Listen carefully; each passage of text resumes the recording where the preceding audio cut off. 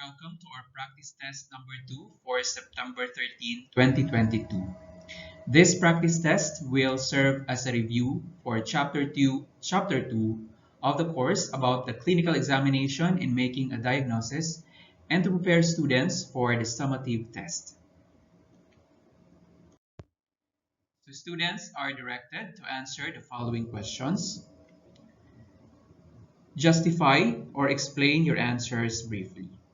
The first student who will have the most appropriate answer will earn bonus points for the lecture. For question number 1, stocking rate in an animal farm is an important aspect of the clinical examination. Justify. Explain your answer briefly. For question number 2, examination of the feeds is an important aspect of the clinical examination.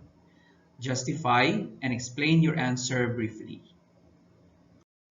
For question number 3, occupation time is an important aspect of the clinical examination of the environment.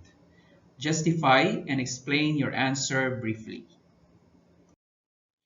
For the last question, question number 4, assessment of the flooring is an important aspect in the clinical examination of the environment.